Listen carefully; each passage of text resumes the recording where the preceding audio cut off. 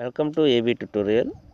మనకి హెల్త్ డిపార్ట్మెంట్లో భాగంగా రీసెంట్గా కర్నూలు, అనంతపురం, కడప వీటికి సంబంధించి నోటిఫికేషన్స్ అనేవి రిలీజ్ అవ్వడం జరిగింది. ఇప్పుడు కర్నూలుకు రావడం జరిగింది. అదేవిధంగా శ్రీకాకుళం డిస్టిక్ కూడా రిలీజ్ అవ్వడం జరిగింది. ఇంకా కర్నూలు విభాగంలో ఈ యొక్క పోస్ట్ అనేవి ముఖ్యంగా లాస్ట్ డేట్ దగ్గరలో ఉంది. సో ఎవరైతే ఇంట్రెస్టింగ్ క్యాండిడేట్స్ ఉన్నారో వారు వీలైనంత త్వరగా అప్లై చేసుకోండి. సో ఇది వచ్చేప్పటికి నేషనల్ హెల్త్ మిషన్ రిక్రూట్మెంట్ అండి. 62 పోస్టులు వచ్చేప్పటికి medical nursing, paramedical and other staff అంటూ ఇక్కడ రావడం జరిగింది. సో ఈ యొక్క పోస్టులు ఏ విధంగా ఉన్నాయి, ఆ పోస్ట్ నేమ్ ఏంటి, ఎన్ని వేకెన్సీలు ఉన్నాయి, క్వాలిఫికేషన్ ఏంటి, శాలరీ ఏ విధంగా ఉంటుంది అనే యొక్క డీటెయిల్స్ ఈ యొక్క వీడియోలో మనం చూద్దాం. ఇంకా సైకియాట్రిస్ట్ వచ్చేప్పటికి NMHP ఇది వచ్చేప్పటికి ఒక పోస్ట్ ఉంది. క్వాలిఫికేషన్ వచ్చి MBBS with PG degree in psychiatrist DNB from recognised university అనమాట.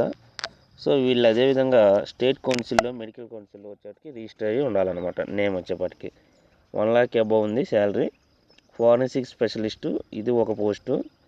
సేమ్ క్వాలిఫికేషన్ ఇంతే. ఇది కూడా సంబంధిత కోర్సులో గుర్తింపు పొందిన యూనివర్సిటీ నుంచి మనం ఈ యొక్క సర్టిఫికేట్ ఉండాలి. మెడికల్ కౌన్సిల్లో మన యొక్క పేరు అనేది నమోదు చేసుకోబడి ఉండాలి. సో 1,10,000 పైగా ఉంది శాలరీ అనమాట. ఇది జనరల్ ఫిజిషియన్ ఒక పోస్టు.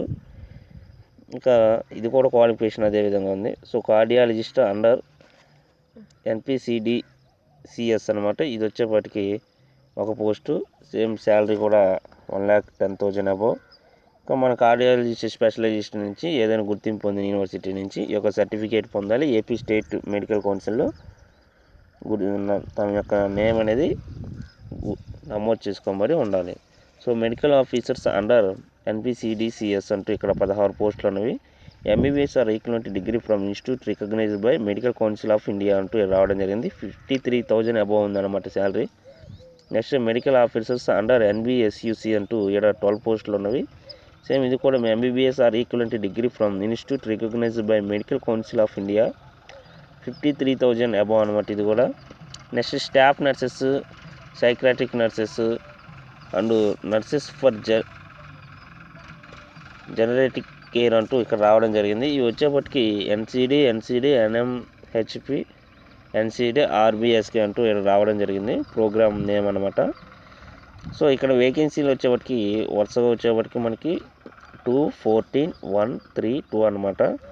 దీని qualification GNM course or BSc from the institution established under Nursing Council of Indian rules అంటూ రావడం జరిగింది. ఎవరైతే ఈ యొక్క నర్సింగ్లో సర్టిఫికేట్ పొంది ఉంటారో వారికి ఇక్కడ ఛాన్సెస్ అనేవి ఇవ్వడం జరిగింది. అదేవిధంగా AP nursing or midwives council అంటూ కూడా రిజిస్టర్లో అయి ఉండాలి అంటూ ఇక్కడ రావడం జరిగింది. 22,000 అబవ్ ఉంది శాలరీ.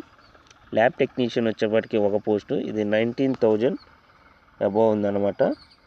సో డిప్లొమా చేసిన వాళ్ళకి కూడా ఇది అవకాశం ఉంది. ల్యాబ్ టెక్నీషియన్ MLT ఉంటుంది కదండి అవి.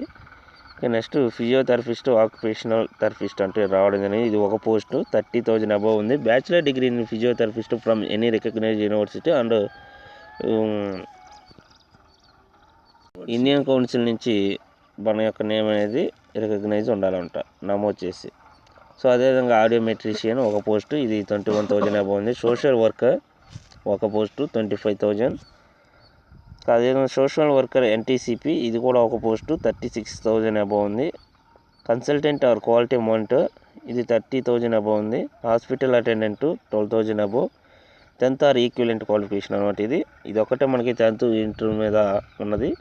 Next sanitary attendant under NPHC ఇది కూడా సేమ్ అండి. 10th ఆర్ ఈక్వలెంట్ క్వాలిఫికేషన్ అంటూ 12,000 ఉంది. సో ఇవన్నీ కూడా ఆంధ్రప్రదేశ్ రాష్ట్రంలో కర్నూలు డిస్టిక్కి సంబంధించి 62 పోస్టులు అనమాట మొత్తం.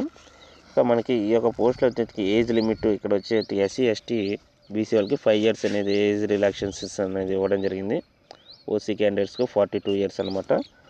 సో ఇక్కడ అదేవిధంగా రూల్స్ ఆఫ్ రిజర్వేషన్ అంటూ reservation under economical weaker section EWC వాళ్ళకి సంబంధించి కూడా రావడం జరిగింది. సెలక్షన్ కమిటీ అంటూ ఫైనల్ డిస్ట్రిక్ట్ సెలక్షన్ కమిటీ అంటే DSC వాళ్ళే ఫైనల్ అంటూ రావడం జరిగింది. జాయింట్ కలెక్టర్ డెవలప్మెంట్ దీనికి చైర్మన్ అనమాట. District medical and health officer వచ్చేసరికి దీంట్లో ఒక member. District coordinate of hospital service అంటూ ఇది కూడా ఒక మెంబర్ అనమాట. సూపరింటెండెంట్ జీజీహెచ్ అంటూ ఒక మెంబరు.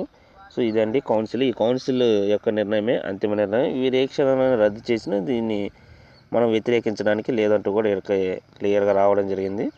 రీసెంట్ నోటిఫికేషన్లో కూడా మనం దీనికి సంబంధించి క్లియర్గా చూస్తాం. హౌ టు అప్లై అంటూ ఇవ్వడం జరిగింది. అదేవిధంగా ఫీజు వచ్చేప్పటికి మనకి జనరల్ క్యాండిడేట్స్ వచ్చేప్పటికి 400 అంటూ ఇవ్వడం జరిగింది. In case of either than అంటూ మళ్ళీ ఈ యొక్క జనరల్ క్యాండిడేట్స్కి వచ్చేప్పటికి 200 కూడా చేయొచ్చు వీలైతే అంటూ మనకు రావడం జరిగింది.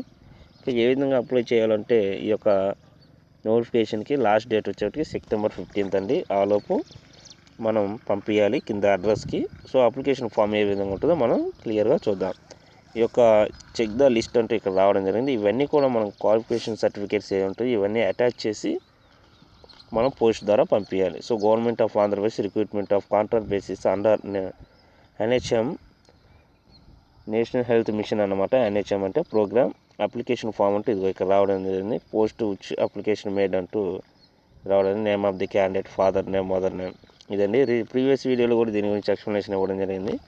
సో చూడండి ఇవన్నీ మనకి ఏమైతే ఇక్కడ ఇచ్చాడో అవన్నీ మనం అటాచ్ చేసేసి సంబంధిత ఆఫీస్కి, కలెక్టరేట్కి మనం ఈ యొక్క అటాచ్ చేసిన దాన్ని పోస్ట్ ద్వారా పంపించడము, లేకుంటే అక్కడికి వెళ్ళి సంబంధిత ఆఫీసర్ని కలిసి ఇవ్వడము చేయాలన్నమాట. సో ఇవ్వండి ఈరోజు ఇది కర్నూలు డిస్టిక్కి సంబంధించింది.